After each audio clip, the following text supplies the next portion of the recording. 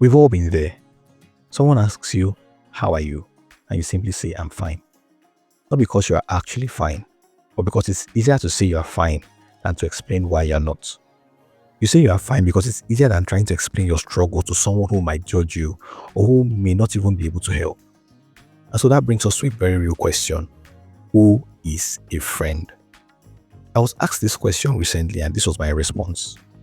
If I can't honestly answer the question, "How are you?" when you ask me, then you are probably not my friend in the real sense of the word. It doesn't even matter if we are siblings. Friendship goes beyond biology. Some friends are closer to you than your biological family. That's why even the Bible says there is a friend that sticks closer than the brother. Now, this doesn't mean that anyone who isn't your friend is your enemy or just a random acquaintance. It's simply a matter of access. Just like there are different orbitals in an atom for those who did sciences, there are different levels, or better still, circles of friendship. Some people are in the closest or innermost circle, others are in the outermost circle. All of them may be friends, but there are levels to it. The people closest to the nucleus of your life are those you trust with your truth, your pain, and your secrets. Here's another biblical example. Even Jesus had different circles. He had hundreds and thousands of followers. Among them were 12 disciples, called them his inner caucus. Among the 12, there were 3 who were even closer. And among the 3, Peter was like the right-hand man.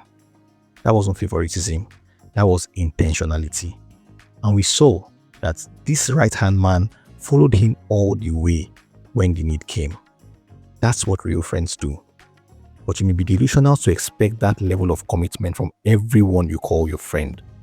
So the question isn't just, do I have friends? It's who is in what circle? And what level of access have I given them and why?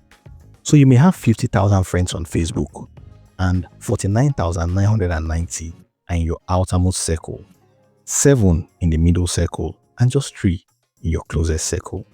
That's perfectly fine. You can maintain a cordial relationship with people without undue expectations of loyalty and commitment from everyone. Now let's talk about the Phone a Friend lifeline. In the famous game show, Who Wants to Be a Millionaire? There are 3 lifelines, but we'll talk about the one that concerns today's discussion, Phone a Friend.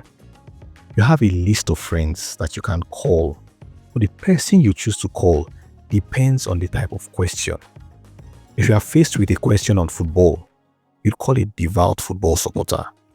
If you are faced with questions about tech, you'd call a tech bro. If you are faced with a question about health, you might want to call a doctor. This is the beauty of having a variety of people in your circle, having a guy for everything. I believe that money is important, but there are certain situations that even with all the money in the world, you may be helpless. And that is why you need people. A wise man once said, "May you never be so poor that all you have is money." This sounds funny, but it's very deep. I've been faced with situations where I needed people to show up for me, and they did. I once faced what you'd regard as a life and death situation, and I needed help. I needed people to literally move mountains for me in seconds. I made some calls as early as 5 a.m. and mountains moved.